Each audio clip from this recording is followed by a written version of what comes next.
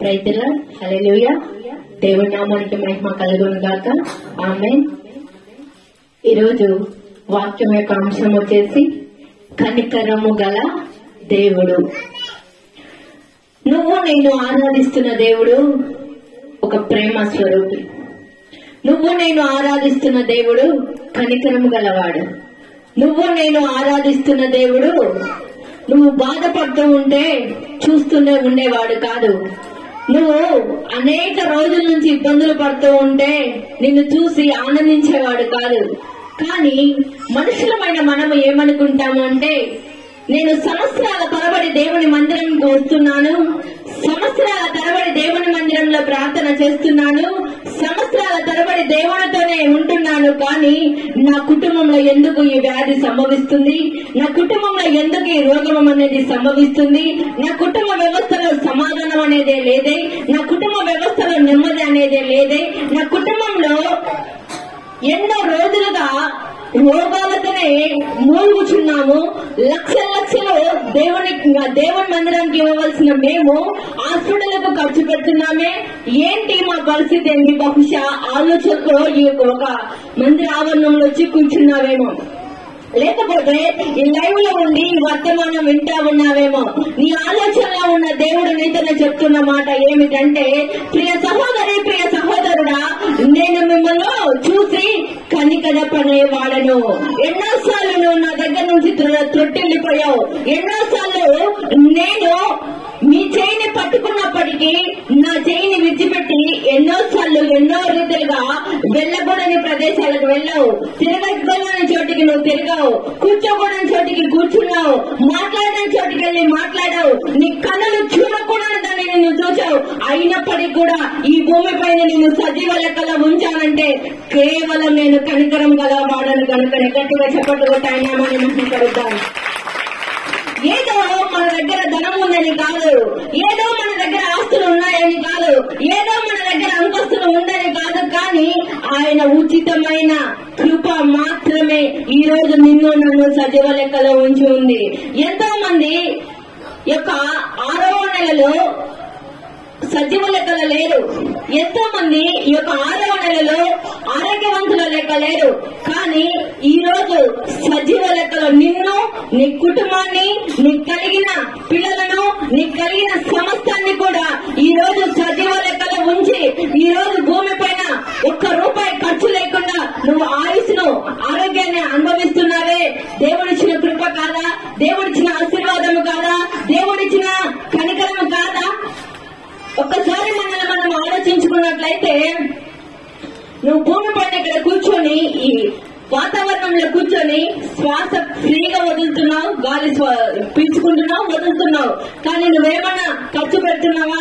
అదే నీ యొక్క ఆరోగ్యం బాగలేనప్పుడు కనుక నువ్వే అదే స్థితిలో హాస్పిటల్లో వెళ్ళి అక్కడ కూర్చున్నప్పుడు ఒక నిమిషానికి ఎంత ఖర్చు వస్తుందో, ఒక రోజుకి ఎంత ఖర్చు వస్తుందో, ఒక గంటకి ఎంత ఖర్చు వస్తుందో మనల్ని మనం పరీక్షించుకోవాల్సిన వారంగా ఉంటున్నాము. ఆ కనికరము గల దేవుడు హెచ్చరిస్తున్నాడు. ఏమనంటే, చాలు, ఎన్నో మార్లు నన్ను విడిచి తిరిగావు, ఎన్నో మార్లు నీ ఇష్టం వచ్చిన చోటికి వెళ్ళావు, నీ ఇష్టం వచ్చిన కార్యాలు చేశావు, నీ ఇష్టమైన ఈ భూమి పైన నిర్వర్తించుకున్నావు, కానీ నేనిచ్చే ఆయుష్ ఈ లోకంలో నుంచి తీసుకు వెళ్ళక మునిపే నా వైపు తిరిగిన వెంటనే ఇన్ని రోజులు నీ వైపు నేను కనికరం చూపిస్తూనే ఉన్నాను. ఇంకా ఇంకా ఎక్కువగా నీ పైన, నీ కుటుంబం పైన, నీ పిల్లల పైన, నీకు కలిగిన సమస్తం పైన కనికరాన్ని చూపిస్తాను అంటున్నాడు. గట్టిగా చెప్పగలుగుతాను మనం మహిమపడతాం. లేఖనానుసారంగా వర్తమానంలో మనం వెళ్దాం. మత్తయి సువార్త 21వ అధ్యాయము 29 నుంచి 34 వచనాలు ఒకసారి మనం చదువుకుందాం. మత్తయి సువార్త 21వ అధ్యాయము 29 నుంచి 34 వచనాలు చదువుకుందాం.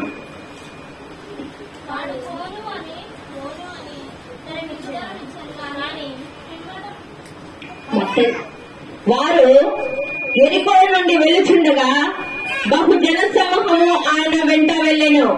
ఇదిగో త్రోవ పక్కన కూర్చున్న 2 గుడ్డివారు యేసు ఆ మార్గన వెళ్ళుచున్నాడని విని, ప్రభువా, దావీదు కుమారుడా, మమ్మల్ని కరుణింపమని కేకలు వేసిరి.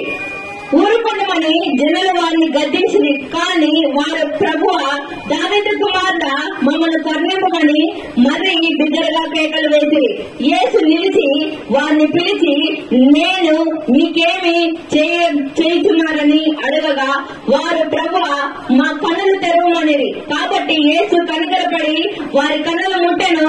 వెంటనే వారు దృష్టి పొంది ఆయన వెంట వెళ్ళేది. గట్టిగా చెప్పండి, ఆయన మనం మహిమపరుస్తాం. ఇక్కడ లేఖనాల్లో మనం చూసినట్లయితే యేసు ప్రభు ఎరుకో నుండి వెలుచుండగా బహుజన సమూహం ఆయనతో పాటు వెంబడిస్తూ ఉన్నారు. వెంబడిస్తున్న సమయంలో అక్కడ ఒక ఇద్దరు గుడ్డివారు కూర్చొని ఉన్నారు. ఆ ఇద్దరు గుడ్డివారు కూడా ఏం చేస్తున్నారంటే, వారికి చూడడానికి కనులు లేవు, కానీ వారి యొక్క హృదయముతో యేసయ్య నడకను, యేసయ్య సౌండ్ను, యేసయ్య శబ్దాన్ని గ్రహించే మనసు వారిలో ఉంది. చూడటానికి గుడ్డివారే, కన్నులు లేవు. ఈ లోకం ఏ విధంగా ఉంటారో వారికి తెలియదు, కానీ శబ్దాన్ని బట్టి వారు గ్రహించగలిగారు. శబ్దాన్ని బట్టి గ్రహించగలిగారు. శబ్దాన్ని బట్టి వారు గ్రహించినప్పుడు, అదే ఈ ద్రోహ గుండెనే యేసయ్య వస్తున్నారా అని ఒకరికొకరు మాట్లాడుకున్నారు. అవునా, యేసయ్య ఈ ద్రోహ గుండెనే వస్తున్నారు. వచ్చిన ఆయనను ఈ రోజు విడిచిపెట్టకూడదు. గట్టిగా చెప్పండి, ఆయన మహిమపరుద్దాం. యేసయ్య ఇక్కడ వస్తున్నారు అని ఇద్దరు మాట్లాడుకుంటున్నారు. చూడటానికి మనకు కన్నులు లేవురా, కానీ హృదయంతో మనము ఆయన సౌండ్ను గ్రహించగలిగాము. కానీ హృదయంతో వారు గ్రహించగలిగారు. ఇక్కడున్న మనము ఏ విధంగా గ్రహించగలుగుతున్నాం? మన నేత్రములు ఏ విధంగా? చూడటానికి కళ్ళున్నాయి, వినటానికి చెవులున్నాయి, వాసన చూడటానికి ముక్కుంది, మాట్లాడటానికి నోరు ఉంది, కానీ ఆయన చెప్పే వాక్కులు మన కళ్ళకి ఏ విధంగా ఉన్నాయంటే మరుగుపరచబడి ఉన్నాయి. ఆయన ఎన్నిసార్లు ఎంతమంది దైవ సేవకుల ద్వారా వర్తమానం అందిస్తున్నా, ఎంతమంది యూట్యూబ్ ఛానల్లో వర్తమానం అందిస్తున్నా, ఎంతమంది దైవ సేవకులతో మాట్లాడుతున్నా, ప్రతి దినం లేఖనాల ద్వారా దేవుడు మాట్లాడుతున్నా, ప్రతి దినం దేవుడిని హెచ్చరిస్తున్నా, పాత స్వభావాన్ని, ఆ బురద లాంటి స్వభావాన్ని విడిచిపెట్టుకోవటానికి మనసు రావడం లేదు. కానీ యేసయ్య ఆశీర్వాదాలు పొందుకోవడానికి మనసు రావడం లేదు. కానీ యేసయ్య చెప్తున్నాడు, వారు పుట్టుకున్న గుడ్డి వారే, చూపులేని వారే, అయినప్పటికీ వారు హృదయంతో గ్రహించగలుగుతున్నారు. సంవత్సరాల తరబడి వర్తమానం వింటున్నారు. వర్తమానం ఏమైపోతుంది? సంవత్సరాల తరబడి ఆదివారంలో పరిచర్య చేస్తున్నావు. నీ పరిచర్య చేస్తున్న నీవు కనికరం కలిగిన యేసయ్య ప్రేమను నువ్వు రుచి చూడగలుగుతున్నావు అని దేవుడు హెచ్చరిస్తా ఉన్నాడు. దేవుడు మనతో మాట్లాడుతున్న మాట ఏమిటంటే, నేను కనికరం గల దేవుడను, నేను కోపించేవాడను కాదు, నేను ప్రేమించేవాడను. ప్రేమ స్వరూపి అని నాకు పేరు. ప్రేమించేవాడను కనుకనే మీ పట్ల కూడా ఒక ప్రేమను చూపించడానికి ఇష్టం కలిగి ఉన్నాను అంటున్నాడు. గట్టిగా చెప్పగలుగుతాయి మనం మహిమపరుద్దాం. ఏ బాధతో వచ్చావు, ఏ దిగులతో వచ్చావు, ఏ కన్నీరు కాచుకుంటూ వచ్చావు, ఏ రోగులతో వచ్చావు, ఏ కుటుంబ సభ్యుల బాధతో వచ్చావు, కానీ దేవుడు ఈ రోజు కనికరము కలిగిన నేనే నిన్ను కనికరంతో నింపి పంపిస్తుంటున్నాను అంటున్నాడు. కొన్నిసార్లు ఏడ్చావేమో, కొన్నిసార్లు బాధపడ్డావేమో, కొన్నిసార్లు చింతించావేమో, నా బాధకు నివారణ లేదు, నా చింతకు మెదల లేదు, నేను నా జీవితం ఇంతే అనుకున్నావేమో. ఇంతే అని నువ్వు అనుకున్నావు, కానీ దేవుడు ఈ రోజు అంటున్నాడు, ఇంతే అనుకున్న నీ జీవితంలో ఈ రోజు నేను మొదలు పెడుతున్న కార్యాన్ని. నువ్వు అనుకున్నావు, నా భార్య ఇంతే, నా పిల్లలు ఇంతే, నా భర్త ఇంతే, నా కుటుంబ పరిస్థితులు ఇంతే, నా పిల్లలకు మంచి వివాహ సంబంధాలు రావు, నాకు వివాహ సంబంధాలు వచ్చినప్పటికీ కూడా అవి జరగవు, నా పిల్లలకు ఉద్యోగాలు రావు, నా ఇల్లు కన్స్ట్రక్షన్, నా ఇల్లు కట్టడం ఇంతతోనే ఆగిపోతుంది, నా పిల్లల భవిష్యత్తు ఇంతే అని ఒకవేళ నువ్వు అనుకోని ఆలోచనలో కూర్చున్నావేమో. నేను వ్యభిచారం నుంచి మానుకోగలనా? ఈ త్రాగు నుంచి మానుకోగలనా? నా యొక్క పరిస్థితి ఇంతే, నా యొక్క గర్భాన్ని దేవుడు ముట్టగలడా? నా యొక్క గర్భంలో నుంచి శిశువు బయటికి రాగలడా అని ప్రార్థన చేసి చేసి విసికి వేసారిపోయిన జీవితం జీవిస్తే ఇక్కడ కూర్చున్నావేమో. నాకు చేత కాదు అని నువ్వు అనుకున్నావు, కానీ చేతనైనా నీ చేత కాని పనిని నేను చేస్తానని చెప్పిన కనికరము గల దేవుడు హెచ్చరిస్తున్నాడు. పై కనులు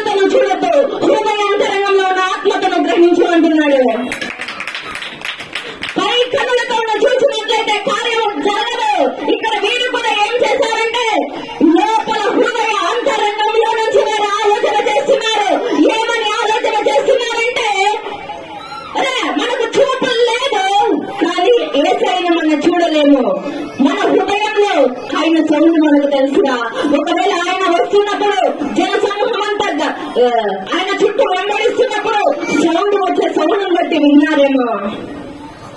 అంటే ఈసయ్య వస్తున్నారని 1 కిలోమీటర్ 1/2 కిలోమీటర్ ఉండే దూరంలోనే ఒరే ఆ సౌండ్ వస్తుందిరా, ఈ రోజు మనం బాగుపడతాం అని ఒకరికొకరు నిద్రపోకుండా మేలుకున్నారేమో, ఒకరికొకరు పురి కలుపుకున్నారేమో, ఒకరికొకరు ఆలోచన కలిగి ఉన్నారేమో, ఒకరికొకరు నా జీవితం రోజు బాగుపడుతుందిరా అని ఒకరికొకరు దేవునికి స్తోత్రం చెప్పుకున్నారేమో. ఈ రోజు కూడా నువ్వు చేయవలసిన పని అదే. నీ కుటుంబంలో ఒంటరిగా ప్రార్థన చేస్తున్నావా? ఇద్దరుగా కలిసి చేయండి. ఇద్దరుగా ప్రార్థన చేస్తున్నావా? ముగ్గురుగా కలిసి చేయండి. ముగ్గురుగా ప్రార్థన చేస్తున్నావా? నలుగురుగా కలిసి చేయండి. మీ కనికరం గల దేవుడు ఈ రోజు మీ చేతగాని పనిని దేవుడు చేయించబోతున్నాడు. నీకు కనికరం గల దేవుడు చెప్తున్న మాట ఏమిటంటే, పై కనులతో చూడొద్దు, పై అంతరంగంతో ఆలోచన చేయొద్దు, పై పైన వాటిని వెతకొద్దు. హృదయ అంతరంగం లోతులోంచి బయటికి రావాలా యేసయ్య ప్రేమ, హృదయ అంతరంగంలో నుంచి బయటికి రావాలా యేసయ్య కృప. పై పైన వ్యక్తితో ప్రభా నేను పాపిని, నన్ను క్షమించు, నా జీవితంలో కార్యాన్ని చేయి అంటే దేవుడు కార్యాన్ని చేయడు. అయ్యా నువ్వు తప్ప నాకు దిక్కు లేదు, నువ్వు తప్ప నాకు ఆశ్రయం లేదు, నువ్వు తప్ప నన్ను బాధపరిచేవాడు లేడు, నువ్వు తప్ప నన్ను ఈ రోజుగా నేను లేవనెట్టేవాడు లేడు అని నువ్వు హృదయ అంతరంగంతో నువ్వు ప్రార్థించడం నేర్చుకున్నప్పుడు దేవుడు నీ హృదయ అంతరంగంలో నుంచి ఉన్న వేదన, సంవత్సరాల తరబడి కారుస్తున్నావు చూడ కన్నీరు, సంవత్సరాల తరబడి నేను ఈ జీవితంలో వేసాడిపోతున్నానయ్యా, నా కుటుంబంలో నా భార్య నన్ను అర్థం చేసుకోవడం లేదు, నా పిల్లలు నన్ను అర్థం చేసుకోవడం లేదు, నా తోబుట్టులు నన్ను అర్థం చేసుకోవడం లేదు, నా కడుపున పుట్టి 9 మాసాలు పెంచిన పిల్లలు నన్ను అర్థం చేసుకోలేదని నువ్వు అనుకుంటే ఇక్కడ ఆలోచన చేస్తూ ఇక్కడ కూర్చున్నావేమో. అర్థం చేసుకుంటాను, ఆలోచన చెప్తాను, నడవలసిన మార్గాన్ని బోధిస్తాను, కూర్చోవలసిన ప్లేస్ లో నీకు నేర్పిస్తాను, నువ్వు వెళ్ళవలసిన మందిరాన్ని నీకు చూపిస్తాను, నువ్వు బోధించవలసిన వారికి నేను ముందుగానే చూపిస్తానని ప్రతి ఒక్కరితో కూడా దేవుడు మాట్లాడుతున్నాడు. అగ్రుటి వారు చేసింది ఏమిటంటే సౌండ్ విన్నారు, యేసయ్య మాటకు లోపడ్డాడు. యేసయ్య మాటకు లోపడుతున్నప్పుడు వెంటనే అరే మీరు గుడ్డివారా, జరగండి జరగండి, యేసయ్య ఈ మార్గం నుంచి వెళ్ళాలని వారిని పక్కకు తెస్తున్నప్పుడు వారు అంటున్నారు, మీరు తోసినా మేము వెళ్ళము, మీరు పంపించినా మేము వెళ్ళము, మీ కార్యాన్ని పొందుకొని మేము ఇక్కడి నుంచి వెళ్తాం. గట్టిగా చెప్పగలుగుతాయి మనం కలుగుతాం. మనము కూడా సమస్య దేవుళ్ళలో మనం ఎదుగుతున్నప్పుడు యేసయ్య దగ్గరికి అగ్రుటి వారు వెళ్ళగానే ఆ చుట్టుపక్కల వాళ్ళందరూ తోసి వేస్తున్నారు, ఇంకా జరగండి జరగండి జరగండి అని. మేము వెళ్ళము, మాకు పైన మాత్రమే కథలు లేవు, కానీ హృదయ అంతరంగంలో మేము వెలిగింపబడిన వారు.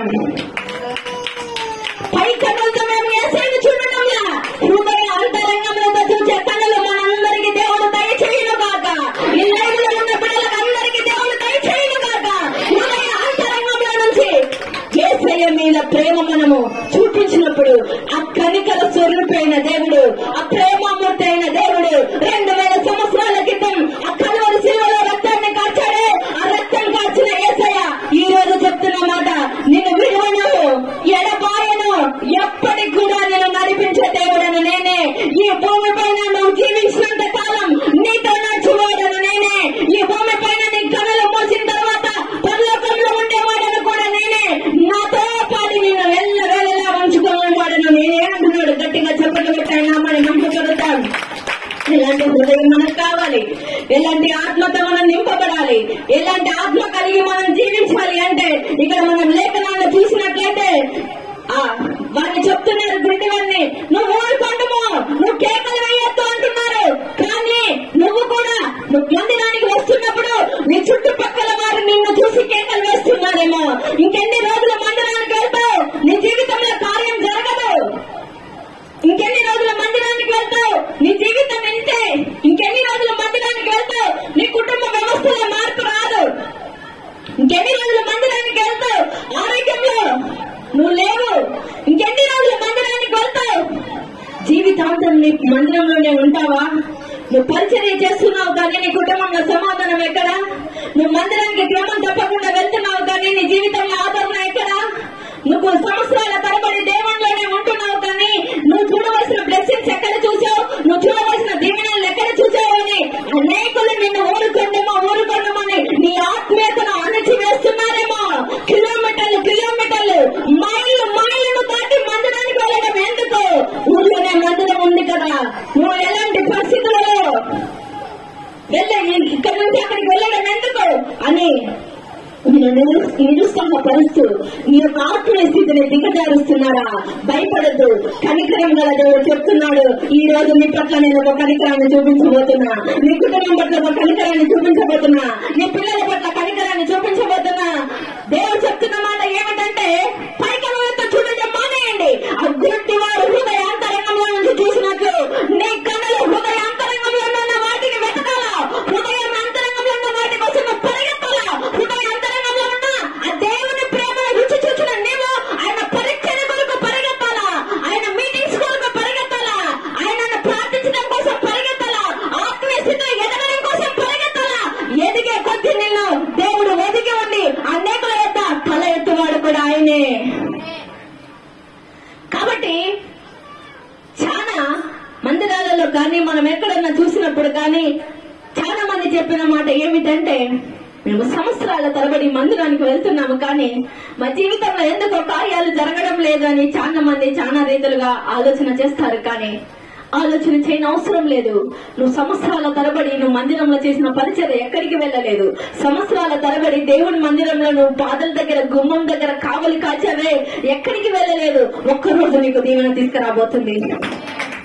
అది దైవ సేవకులైనా కావచ్చు, విశ్వాసులైనా కావచ్చు. అసలు మందిరంలో నేను చేసిన పరిచర్య ఏమైపోయింది, నా కుటుంబం ఎందుకు ఈ స్థితిలో ఉండిపోయింది, నా కుటుంబ వ్యవస్థ ఎందుకు ఈ రీతిలో ఉండిపోయింది నా ఆలోచన చేయని అవసరం లేదు. కానీ ఒకానొక సమయం వస్తుంది, నీ చేత కాని పనిని ఆయన చేతితో చేయించే సమయం వస్తుంది. నా చేత కావడం లేదు కదా ప్రభువా, నేను ఎలా ఈ పనిని చేయగలను నువ్వు అనుకుంటున్నావేమో. ఒక్కసారి అయ్యా నా చేత కాలేదని వదిలిపెట్టితే ఆయన చేతికి నువ్వు అప్పగించినట్లయితే నీ పనిని ఆయన సంతృప్తి చేస్తాడు. బహుశా నీ కుటుంబంలో చాలా రోజుల నుంచి చాలా సమస్యలతో బాధపడుతున్నావేమో. ఇక్కడ చూడండి, కింద లేఖనాల్లో మనం చూసినట్లయితే యేసు ప్రభు అక్కడి వారి దగ్గరికి వచ్చాడు. యేసు ప్రభు వారిని అడుగుతున్నాడు ఏమని అంటే, చాలా మంచోళ్ళుగా మీరు, ఎంతమంది మిమ్మల్ని వద్దని చెప్పినా, ఎంతమంది మిమ్మల్ని జనసమూహం అంతా అడ్డుకున్నా ఎక్కడ కూడా మీరు ఆగకుండా సాగిపోయినాము, నా దగ్గరికి వచ్చారా, ఏం కావాలో మీకు అని అడుగుతున్నాడు. గట్టిగా చెప్పండి, కొట్టాయి నామాన్ని మహిమ కొడతాం. ఇక్కడ మనతో కూడా దేవుడు మాట్లాడుతున్న మాట, ఎంతమంది వద్దన్నా ఈ మందిర ఆవరణంలో వచ్చి కూర్చున్నావు, ఎవరు ఏమి వద్దన్నా ఎన్ని పనులు ఉన్నప్పటికీ కూడా ఈ మందిర ఆవరణంలో కూర్చున్నావు, ఇవాళ లైవ్ ద్వారా వర్తమానాన్ని వింటున్నావు. దేవుడు అడుగుతున్నాడు నీకేమి కావాలా అని. కానీ నువ్వు చేసావు చూడు ఈ మందిర ఆవరణంలో పరిచర్య, నువ్వు చేసావు చూడు గ్యాస్ మంచినీళ్ళు ఇచ్చావు చూడు, దైవ సేవకులను ఇంటికి పిలిపించుకొని ఆ పరిచర్యకు దాగిన దీవుడు ఈరోజు పొందబోతున్నావు. ఆ గుర్తి వారిని అడిగిన యేసయ్య ఏమని అడుగుతున్నాడంటే, అరే మీకేమి కావాలా, మీకేమి కావాలని అడుగుతున్నప్పుడు ఈ ఆయన ప్లేస్ లో మిమ్మల్ని పెట్టుకోండి. యేసయ్య మనందరిని అడుగుతున్నాడు.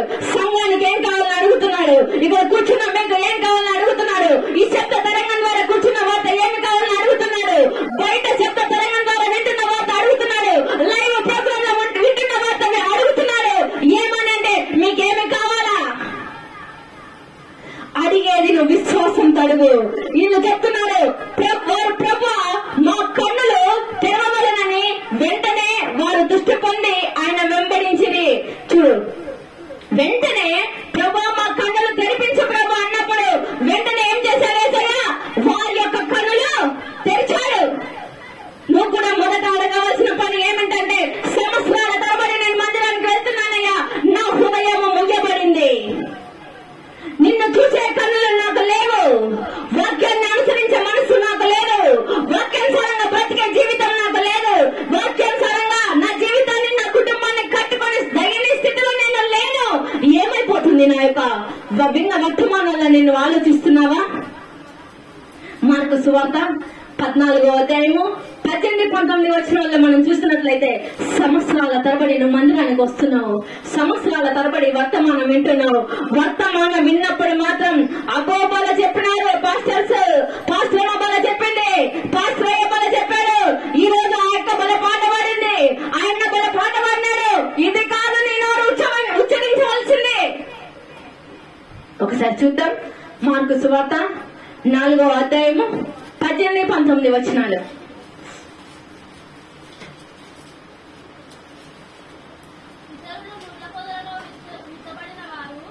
ఇతరులు ముళ్ళ పొదల్లో విత్తబడిన వారు, మీరు వాక్యము విందురు కానీ ఐహిక విచారములను, ధన మోసమును,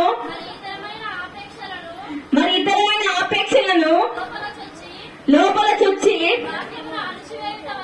వాక్యమును అణిచివేయటం వలన. చాలమ్మా, ఇక్కడ చూసినట్లయితే వర్తమానం మీకు అందుతుంది, కానీ ఆ వర్తమానం మీ జీవితాలలో ఫలభరితంగా లేదు.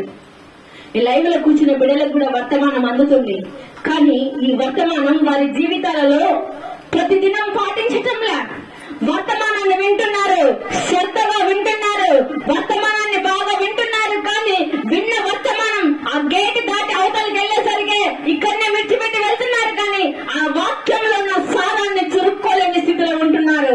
ఆ వాక్యంలో ఉన్న ఆయనను అర్థం చేసుకోలేని వారిగా ఉంటున్నారు. ఆ వాక్యంలో ఉన్న ప్రేమను అనుభవించలేని వారిగా ఉంటున్నారు. ఆ వాక్యంలో ఉన్న రుచిని టేస్ట్ చేయలేని వారిగా ఉంటున్నారు. ఏమైపోతుందంటే చెప్పిన వర్తమానము ముళ్ళ పొదల్లో పడిపోతుంది. ఎందుకంటే మన హృదయంలో ధనాపేక్ష, లేనిపోని కోరికలు, లేనిపోని సమస్యలన్నీ పెట్టుకొనేసి మనం ఏం చేస్తున్నామంటే ఆ వర్తమానాన్ని అంతా కూడా మర్చిపోతున్నాము. కనుకనే నీ జీవితంలో కార్యాన్ని చూడలేకపోతున్నావు, నీ జీవితంలో అద్భుతాన్ని చూడలేకపోతున్నావు. నా పరిచర్యకు తగిన బ్లెస్సింగ్స్ ఏమైపోయాయి? నా సేవకు తగిన ఆశీర్వాదాలు ఎందుకు రాలేకపోతున్నాయి? నా సేవలో ఎందుకు ఇంత ప్రయాస? నేను ఈ పనిని చేయగలనా అని నువ్వు అనుకుంటున్నావేమో, కానీ ఈ రోజు కనికరము గల దేవుడు చెప్తున్నాడు, నేను నిన్ను నడిపిస్తా, నిన్ను అనేకుల ఎదుట నేను నడిపిస్తా అని దేవుడు హెచ్చరిస్తున్నాడు. కార్యం ఆగిపోయిందని నువ్వు బేజారిపోతున్నావా? కంగారు పోతున్నావా? కృంగిపోతున్నావా? ఏ స్థితిలో నువ్వు ఉన్నావో నాకు తెలియదు, కానీ ఈ గుడ్డివాడు యేసయ్యను చూశాడు. దూరంగా నుంచి వస్తున్నప్పుడే ఆయన ప్రేమను కనుగొన్నాడు, హృదయంతో గ్రహించగలిగాడు. ఈ రోజు ఖచ్చితంగా నా దేవుడి దగ్గర నుంచి నేను సహాయం పొందుకున్నాను కాక నా దేవుణ్ణి విడిచిపెట్టను అనుకున్నాడు. విడిచిపెట్టను అని అనుకున్న ఆయన ఆలోచనలు దేవుడు విన్నాడు. ఈ రోజు కూడా ఒక ఆలోచన కలిగి ఉండాలా? నా దేవుణ్ణి నేను ఆశీర్వదించే వరకు యాకోబు అనే ప్రాంతంలో నేను పెనుగులాడతాను, కానీ నా విశ్వాసాన్ని నేను పోగొట్టుకోను. నేను ముందుకు సాగిపోతూనే ఉంటాను. ఏ పరిస్థితి గుండా ఇక్కడికి వచ్చావు, ఏ ఆలోచన గుండా ఇక్కడికి వచ్చావు. ఒకవేళ దేవుని మందిరం ఎక్కడ జరుగుతుంది కదా, ఒకసారి ఆదివారం కదా, వెళ్లి చూద్దామని ఇక్కడికి వచ్చావు. ఈ లైవ్ ద్వారా దేవుని వర్తమానం వింటున్నావు. దేవుడు చెప్తున్నాడు, నీ జీవితంలో తుఫాను లాంటి సమస్యలను అణిచి ఈ రోజు కనికరాన్ని నీ పట్ల చూపించబోతున్నా. విశ్వాసంతో దేవుడు చూసినట్లు హృదయంలో, ఆలోచనలో, తలంపుల్లో, మాట తీరులో, క్రియలలో, చూపులలో అన్నిటిలోనూ కూడా మార్పు కలిగి జీవించాలంటే మొదటగా నీ హృదయంలో ఉన్న భారాన్ని తొలగించుకొని హృదయం మొదటగా తెరవాలా, కనులు వెలిగింపబడాలా. వెలిగింపబడినప్పుడు ఈ గుంటి వారు చూస్తున్నారు, ఇద్దరు కూడా యేసయ్యా ప్రభువా మా కనులు తెరవలనండి. ఎప్పుడైతే గుడ్డివాడు కనులు తెరచండి ప్రభు అని అడిగినప్పుడు యేసయ్య వారి కనులు తెరిచాడు. వారి పుట్టుకతో గుడ్డివారండి, దేవునికి అసాధ్యమా? పుట్టుకతో గుడ్డివారైనా, పుట్టుకతో కుంటివారైనా, పుట్టుకతో మూగవారైనా, చెవిటివారైనా సమస్తము ఆయనకు సాధ్యం. ఒక్కొక్క సెకనే ఆయనకు సంవత్సరాల తరబడి రోగాలతో డాక్టర్లతో తిరిగి అలసిపోయావేమో. ఆ స్కానింగ్, ఈ రిపోర్టు, ఆ రిపోర్ట్ అని అలసిపోయావేమో. అమ్మో నాకు గుండె జబ్బు, అమ్మో నాకు కిడ్నీ ప్రాబ్లం, అమ్మో నాకు కిడ్నీలో స్టోన్ ఉంది. ఏవి ఎంత మాత్రమో పని చేయవు. నువ్వు విశ్వాసంతో ముందుకు వెళ్ళినప్పుడు గట్టిగా చెప్పలు నామాన్ని మహిమపడుతూ పుట్టుకతో ఉన్న గుడ్డివారు యేసయ్య మార్గం నుంచి వెళ్తున్నాడని చూసి ఆయన దగ్గర మాట్లాడటానికి అక్కడ ఉన్న జన సమూహం అందరినీ కూడా రిక్వెస్ట్ చేశారేమో. ఆయన దగ్గరకు ఒక్కసారి వెళ్ళేస్తామని రిక్వెస్ట్ చేశారేమో.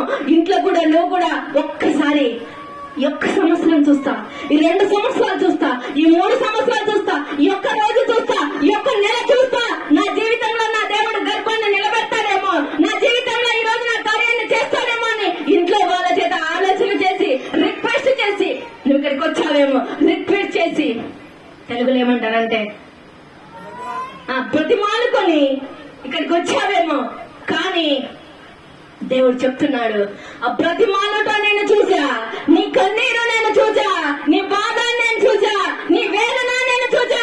ఈ రోజు నీకు విడుదల. గట్టిగా చెప్పండి, కొట్టాయినామని విశ్వపడతాం. విశ్వాసంతో ప్రయాణం చేయి, విశ్వాసంతో అడుగులే, విశ్వాసంతో ముందుకు సాగిపో. దేవుడు నీ జీవితాన్ని నిలబెట్టబోతున్నాడు, నీ కుటుంబ వ్యవస్థను కట్టబోతున్నాడు, కోల్పోయిన ప్రేమ నీకు తిరిగి మళ్ళీ ఇవ్వబోతున్నాడు. నేను తాగు నుంచి విడిపింపబడగలనా? వ్యభిచారం నుంచి పట్టుబడగలనా? నేను విడిపింపబడగలనా? లేకపోతే తాగుడుకు, సీక్రెట్ కు అలవాటు పడిపోయాను కదా, నేను బానిసైపోయాను కదా, నేను బయటికి రాగలనా అనుకుంటున్నావేమో. ఈ వర్తమానం నీ చెవులో వినబడుతుందంటే నువ్వు విశ్వాసంతో ఉండు, నేను కార్యాన్ని చేస్తా అంటున్నాడు. నువ్వు విశ్వాసంతో ఉండు, నేను కార్యాన్ని చేస్తా. ఎందుకంటే విశ్వాసంలో కర్త అయినా దాన్ని నడిపించగల సర్వశక్తిమంతుడైన యేసయ్య చెప్తున్న మాట ఏమిటంటే, ఈ మర్మాలు నీకు వినబడుతున్నప్పుడు, నీ చెవులు ముయ్యబడినప్పుడు, ఆ వర్తమానం నీకు వినబడకుండా నీ చెవులు మందగిస్తే, ముయ్యబడితే మరొక వారం నీకు ఈ యొక్క వర్తమానం వినే అవకాశం ఉండకపోవచ్చు. ఈ యొక్క బోధిస్తున్న మాకు కావచ్చు, ఇక్కడ కూర్చొని వింటున్న వారికి కావచ్చు, ఆ లైవ్ ప్రోగ్రామ్ లో వింటున్న బిడ్డలకు కావచ్చు, ఈ యొక్క వర్తమానం వినబడుతుందంటే ఈ వర్తమానం ద్వారా ఏదో దేవుడు చేయబోతున్నాడు మన జీవితంలో, ఏదో కార్యాలు జరగబోతున్నాయి మన జీవితంలో.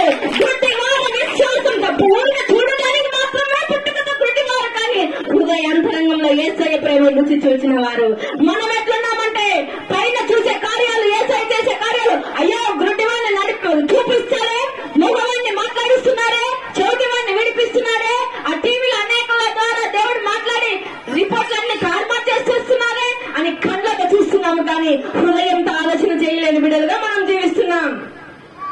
కానీ వీళ్ళేంటంటే కళ్ళతో చూడలేదు, కానీ హృదయంలో యేసయ్యను అర్థం చేసుకున్నారు. మనం అర్థం చేసుకునే స్థితిలో మనం జీవించాలా. ఎప్పుడు కూడా దుఃఖము, నిట్టూర్పు, వేదన, బాధన ఆలోచన చేయొద్దు, కృంగిపోవద్దు.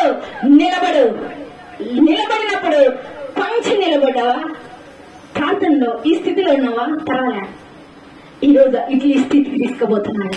ఈ స్థితిలో ఉన్నావా, పర్వాలే, ఇంకా తీసుకెళ్ళిపోతున్నావు. ఇక్కడ ఉన్నావా, పర్వాలే, ఇంకా ఇక్కడికి తీసుకోబోతున్నాడు. ఇక్కడ ఉన్నావా, ఇంకా నిన్ను అత్యధికంగా ప్రార్థన స్థితిలో వల్ల నిన్ను నింపబోతున్నాడు. గట్టిగా చెప్పగలుగుతాను, నింపబడతాను. విశ్వాసం రావాలా, నిరీక్షణ రావాలా, ఓపిక రావాలా, నమ్మటం నేర్చుకోవాలా, కార్యాన్ని చేయడం ఆయన ప్రారంభిస్తాడు. ఇంతవరకు నీ జీవితంలో అన్నీ ఆగిపోయినాయి, చేసే పనులు ఆగిపోయినాయి, రావాల్సిన పెట్టుబడి రావడం లేదు, పెట్టిన డబ్బులు కూడా నీ ఇంటికి సరిపోయే వస్తువులకు కూడా సరిపోని పెట్టుబడి వస్తుంది.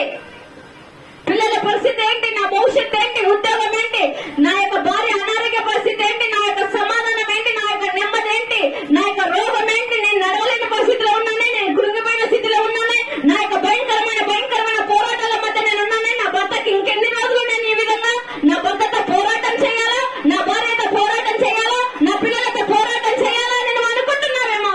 పోరాడేది నువ్వు కాదు, కానీ ఆ పోరాటం నుంచి విడిపిస్తానని చెప్పిన యేసయ్యకు మాత్రమే లోబడు. ఆయన నీ జీవితంలో కార్యాన్ని చేస్తాడు, ఆయన నీ జీవితంలో అద్భుతాన్ని చేస్తాడు.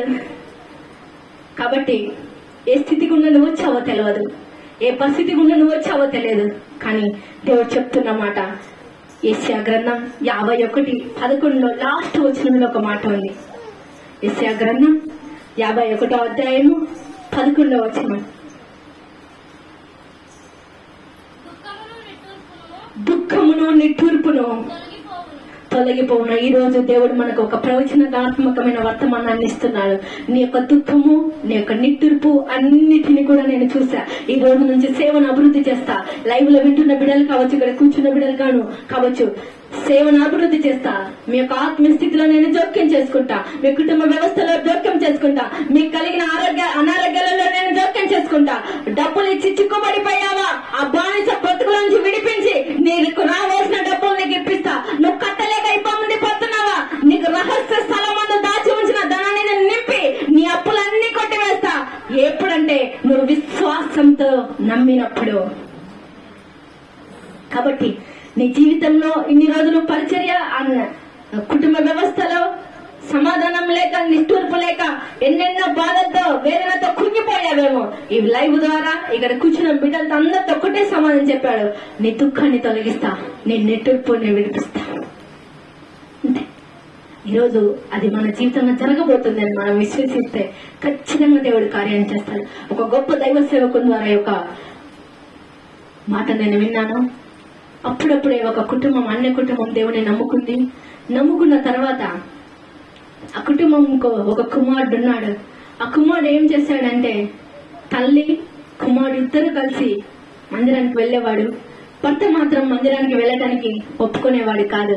కానీ భార్యను ప్రేమించే భర్త కనుక, సరే మనకు ఇంకొక దేవుడు ఉన్నాడు కదా, ఆయన ఎట్లా అంటే, సరే నువ్వు మన దేవుడు ఉన్నాడు కదా, ఉన్నీలే, నువ్వు వెళ్తున్నావు కదా, వెళ్ళు అని భార్యను ప్రేమించాడు, మందిరానికి పంపించాడు. కానీ ప్రతిరోజు బాగానే ఉన్న ఆ కుటుంబంలో ఒకరోజు విషాదం అలుముకుంది. ఆ కుమారుడు భయంకరమైన జ్వరంతో బాధపడుతున్నాడు, భయంకరమైన రోగ వ్యవస్థలో ఉండిపోయినాడు. ఎన్ని హాస్పిటల్కి వెళ్ళినా కోమా స్థితిలోకి వెళ్ళిపోతున్నాడు, మళ్ళీ బయటకు వస్తున్నాడు, మళ్ళీ వెళ్ళిపోతున్నాడు. అలాంటి స్థితిలో ఉన్నప్పుడు, ఏమీ తెలియని స్థితిలో ఆ కుమారుడు చనిపోయే మూమెంట్ కి వచ్చేసి చనిపోయాడు. తండ్రి చెప్తున్నాడు, ఆ కుమారుడు తండ్రి వాళ్ళ తల్లితో, నువ్వే కదా వద్దంటే ఆ దేవుడిని నమ్మావు, వద్దంటే మందిరానికి వెళ్ళావు, నీ వల్లనే నా కుమారుడు ఈ స్థితిలో ఉండిపోయాడు అని తల్లిని గొనుగుతున్నాడు, సనుగుతున్నాడు. ఆ సమయంలో తల్లి చేసే ఆలోచన ఏమిటంటే, నాకు సహాయం చేసేవాడు ఆయన, నాకు కార్యాన్ని చేయవాడు ఆయన, నన్ను ఈ స్థితిలో నుంచి విడిపించేవాడు ఆయన అని నమ్మింది. చనిపోయిన ఆ కుమారుని తన తల్లి గారికి ఇచ్చి, ఇదో ఈ కుమారుని నీ చేతి నుంచి, నువ్వే కదా నువ్వు పుట్టించుకున్న బిడ్డను చంపావు, నువ్వు తీసుకువెళ్ళి నువ్వు ఎక్కడున్నా కానీ పాతి పెట్టి నువ్వు అక్కడే చనిపో, నువ్వు రావద్దని చెప్పాడు. వెంటనే ఆమె కుమారుని చేతిలో పెట్టుకొని మందిర ఆవరణంలోకి వచ్చి, మందిరంలో అన్న గోజ అన్నట్టు గోజాతుంది, ప్రభా ఇచ్చి గర్భం నిలబెట్టిన వాడవు నువ్వే, గర్భాన్ని ఇచ్చిన వాడవు నువ్వే, దాన్ని నీకు సమర్పణ చేస్తున్నా, నా భర్త అయితే చేతులు ఎత్తేశాడు, నా పరిస్థితి ఏంటి ప్రభా, నువ్వే నాకు ఆధారం, నా దిక్కు నువ్వే, నా దశ నువ్వే, నా తోడు నువ్వే, నా నీడ నువ్వే అని దేవునికి మొరపెడుతుంది. అయినప్పటికీ కూడా ప్రయోజనం లేదు.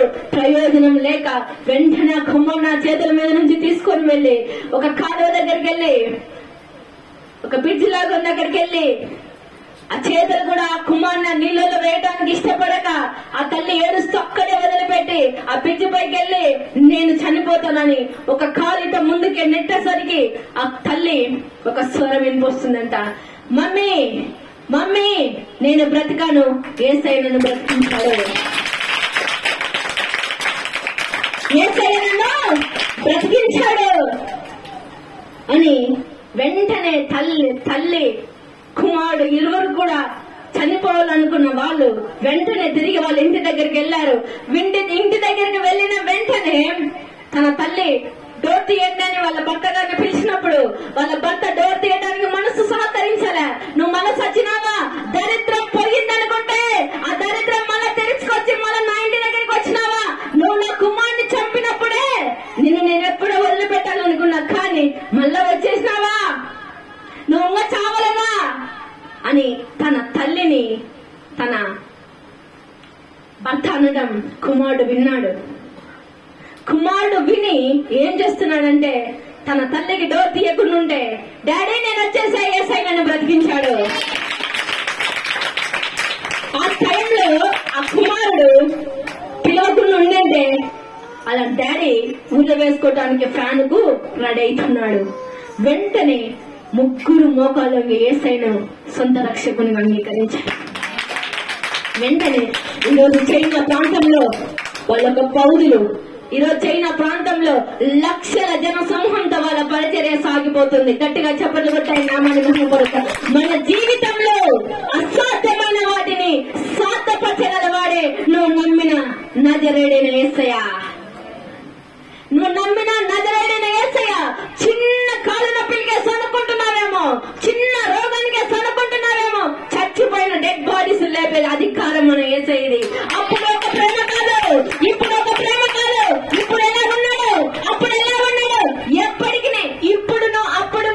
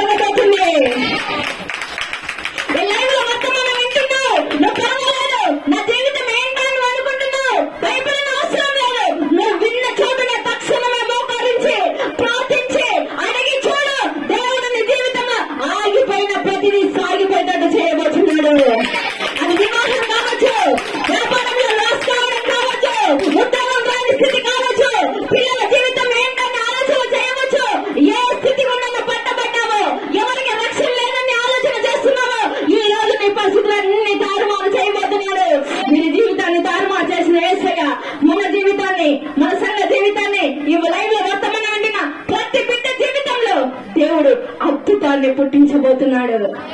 నీటి ఊటను పుట్టించబోతున్నాడు. ఎప్పుడంటే ముయ్యబడిన మనోనేత్రాలతో నువ్వు చూడొద్దు, వెలిగింపబడిన మనోనేత్రాలతో నువ్వు చూడాలా. విన్న వర్తమానం ముళ్ళ పొదల్లోనూ రాతి నీళ్లలోనూ ఎక్కడెక్కడ పడడం కాదు, కానీ మంచి నేలలో పడి ఫలించే ఆత్మీయురాలుగా, ఫలించే ఆత్మీయుడిగా మనం ఉన్నప్పుడు మన జీవితంలో ఆగిపోయిన ప్రతి కార్యాన్ని దేవుడు చేయబోతున్నాడు. ఈ వర్తమానం మనందరి జీవితాలలో ఫలభరితంగా మార్చును గాక. ఆమేన్.